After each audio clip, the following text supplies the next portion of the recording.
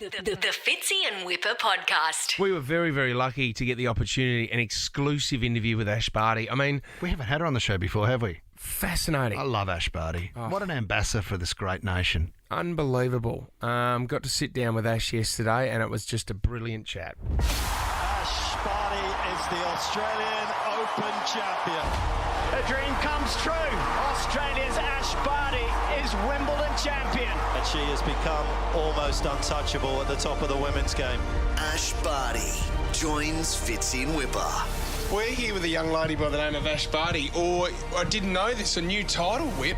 Give it to me. The Chief of Inspiration. Wow. Do you feel inspired? I 100%. do, already. Welcome to the show, Ash. Thanks for having me. How Chief of Inspiration, it's a huge role. I mean, how do you take that on? What do you do first to inspire people? Well, I mean, I think you say yes to take it on, right? Yes. You do. There you go. You're getting the hang of it pretty quick. She's onto it already. But imagine, Ash, if you were able to, someone's about to do something, and then you get a tap on the shoulder, you turn around to Ash Barty going, you can do that. The confidence you would instill in people would be amazing. Well, that's the purpose. That's You the can do that. encouragement. You give it a crack, right? Yeah, You go after it and chase your dreams, see where your ambitions take you, and take it on. And I think don't be afraid in making those decisions and be courageous in making those decisions to do it. Vocally, are you like a motivational coach? Ash, are you one of those that can fire up a team? Are you one of those, or do you do it out in the court? That was always your form of inspiration. Probably through action, Yes. or maybe just a calm, gentle chat. Yep. Not too rah-rah, but I think Did you have to get fired up before big matches sometimes, or do you like to be calm going into it? No, I was always quite placid. I mean, Yes. pretty chill, and then sometimes some bigger moments or some particular opponents would fire me up more than others. But But you still remained calm, didn't you? there was certainly fire in the belly, but I didn't like to put that out there too much. Did you have a tennis coach that was a bit harder on you growing up at all, at any stage, or a cricket coach? Not really, no. No. I think all of the coaches I worked with, I was really fortunate where they probably had a really high emotional intelligence level. I understood that if they yelled at me, they were just going to get nothing. They were just going to get crickets. And I think actually explaining things and working with me was the way that we can work it out together. And kind of, I was always going to ask questions. I was going to always challenge them and ask why. Why are we doing this? Why would we do this? What purpose does this serve? And I think they were able to guide me in that and kind of develop me quite early. Because we've been speaking with, it's Ben Crow, isn't it? Yes. Yeah, we've had Ben on the show a couple of times because we've been fascinated by your mindset and what it takes to play in those big tournaments and also for those crucial points. And he said, I think his advice was that you just focus on the point at hand. Yep. Not get carried away by the moment, but still, can you share with us more what it's like in your mind when you know how crucial that point is? Yeah, I think it's natural that you have that elevated heart rate, or you think this point may be worth more than the rest of them. Yep. But in tennis, we have a really obscure scoring system where it doesn't matter whether it's a double fault or it's a 40-shot rally, that singular point is worth the same. That's its value. It's 1 point. It's a good way to look at it, isn't it? So, and it's hard to do in the moment, but I think the more that you can understand that it's just 1 point, and there shouldn't be too much focus on the result of each and every point. It's just it's part of the process and part of the game. And That's what Ben said to us. That's what fascinated us, because we were talking about the Australian Open and the pressure that was on you to win. And the crowd that's there, and because people immediately think millions, or hundreds of millions are watching Grand Slam, on through the camera lens and this kind of stuff. And where do you focus? And he said it was just a matter of just going back to those training sessions and doing it over and over and being such second nature to you that you can block out everything else behind you and say, oh, I've got this, I know how to do this. yeah, and it's what I've always trained to do. That's where I feel most comfortable. Was on the court. I felt like that was my bubble. No one could touch me when I was actually on the playing surface, and it was just routine. It's monotonous, but it's the game that I love so much, and it was the game that I enjoyed for so many years, and I was extremely fortunate to have so many cool memories like that. Not many people get to experience those arenas and that situation, so it's just enjoying it for what it is and taking the positives from it, learning from it if it's a bad experience, but learn next time that you can enjoy it more or make it more of a were positive you one. always like that, Ash? Because I think the other thing people were sort of stunned by was your mental capacity and strength at such a young age. to be able to handle a world stage like that at such a young age? Were you always like that, going through the junior ranks? You never threw your racket. You're always able to contain things. Sometimes. No, I was harder on myself in practice Right, because I felt like that was our workspace. That was the area where we tried to refine everything, and that I was always probably more on edge in practice and in pre-seasons than I was in the match, because in the match it's a little bit of that, that poker face, I suppose. Yep. But you don't want to let your opponent in too much, Of and course. you're trying to figure out what they're doing, and the manipulation and the deception comes even tactically in tennis. It's one-on-one.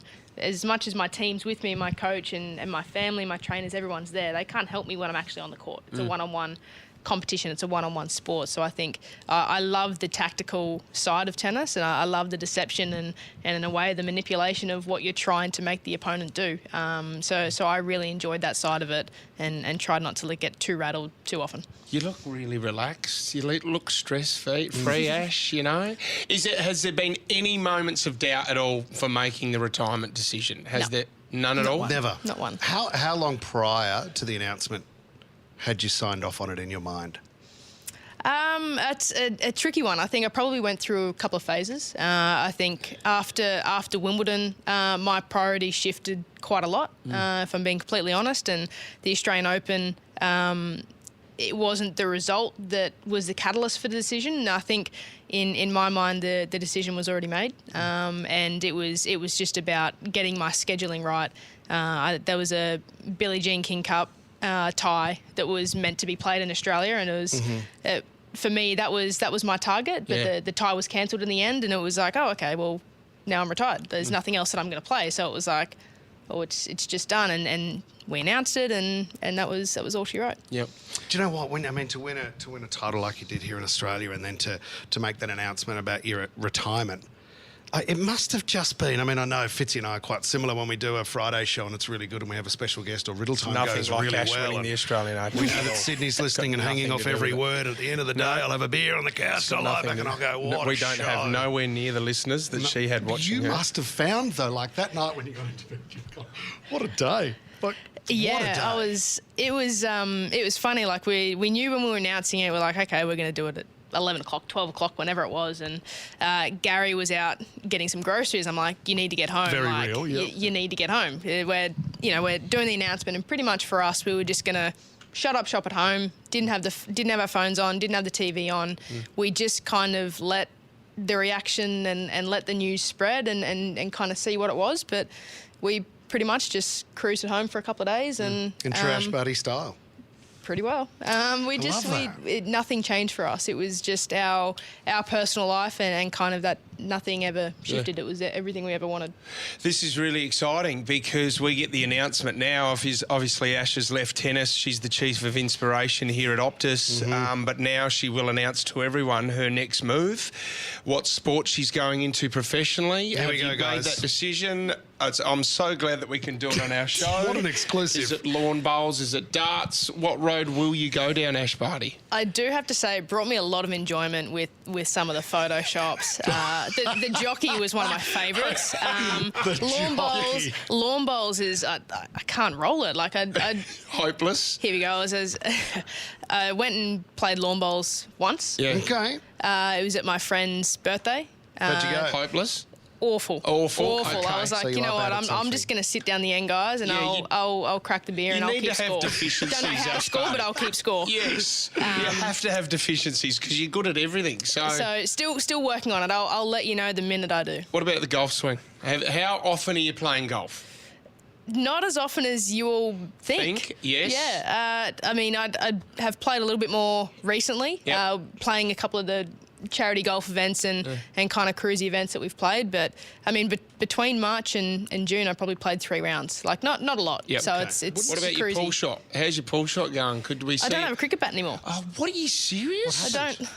Because how's this, lost. right? We've convinced Anthony Albanese that we've got a backyard cricket game at Kirribilli House. Can he bowl? Well, this is the first time we find out, and Hawkey got hit. His glasses got smashed. John Howard's attempt was horrible. Actually, Scott Morrison wasn't Scott too was bad. okay. Yeah, we've done a couple of cricket games there. But if we're getting a backyard cricket game, if you're in the area, we would love for you to roll the arm over and have a hit. I got a bit of a custard arm these days. I think I'll have to hit the gym first and actually make sure it's not just a gentle It's either that or wrap up of the week. So you got to wrap or bowl. You need to decide, Ash. All right, I'll put my whites on. I'm ready. The whites on. I mean, even when you get a little bit older, you could consider some darts at the local pub too. Oh, Bit of 180. I feel like the darts atmosphere is right up my alley. I I'm all interviewed about Simon Whitlock last night, the Wizard of Oz. And He's still got his massive beard. Yes. Yeah. And this Is that huge, the- one huge dreadlock that goes down to his bum. Awesome. He's called the Wizard of Oz, and he dominates. They just won the World Cup of Darts, Australia. So you're on, Ash. I'm on. It's better I'm on the ready. body as well. Yeah, it is much nicer on the body. Yeah. How good is that? If you were to, I mean, looking down the track, because I've got 2 kids at home, Ash, and I go, I think I've overloaded with sports equipment in the garage. We've got tennis rackets, we've got footies, and I'm trying to just push them into something what they would love. If down the track you're lucky enough to have kids, would you push them in one direction or the other? No. I mean, I played a bit of everything growing up. I mean, in Australia, we're very fortunate where there are so many options, boys, girls. There's kind of options for everyone now. Yep. So no, just play everything, try everything, discover what you Quietly, love. you'd be sitting there going, pick up that racket. Yeah, no. Yeah. Pick up the racket, just have a bit of a look. Or you're just Let's have a- bowling Don't- cricket don't- balls at them. Don't know if I would. I might be hiding the racket, but don't pick it up. Don't go near it. How's the memoir going? Have you finished? Oh, yeah. It's getting there. It's been a really intimidating but liberating experience, I think, as well. And I think a few of the tougher moments throughout my career were really hard to go through again. Yep. But it's been so much fun, and I really can't wait for everyone to see it. I'm terrified, but I can't wait. It's gonna be awesome. Is there something, Ash? I mean, we were talking. Was it Susie O'Neill? We were talking about a swimming race where she won the silver, I think, Fitz. And she went back and watched Yeah, it. and she'd never watched it. She'd never seen in it. the time She'd it never was. watched it since, and she went back and she was really emotional she about it. broke down and cried her eyes out. Thorpe, you would have seen that. That was really 200 butterfly. Yes. And she found it really hard. She'd never watched it back, and then finally she did, as part of the process, as part of the healing process, to work her way through it. Is there a game like that you've never looked back on and watched it? I mean, I could think of a few instantly that I wouldn't want to watch. Yeah. Well, we've got them here now. We've got them here now. Yeah. You would like to Let's just open up the treasure chest. I think. Grab the tissues, Ash. Yeah. Now, I mean, I never watched any of my matches. you never watched them back. No, because it looks so different to how it felt on the court. Right. And I said, what I'm watching is not how it doesn't marry up in my mind and how it felt. Yeah. And recently we had I think it would have been the one of the matches at Wimbledon. We had it on in the background. It was at a pub. There we go. Right. We're at a pub and Wimbledon's on. And Yep. we're like, I'll watch 5 minutes of Awesome. it. And I just said, I was with Gary at the time, I said to him, I have no idea how you watched all this tennis.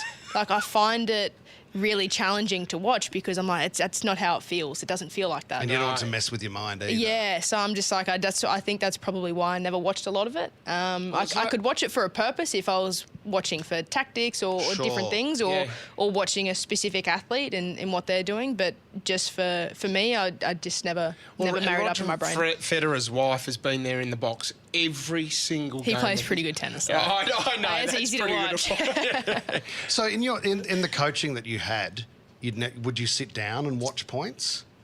Not really. No, Not really? no.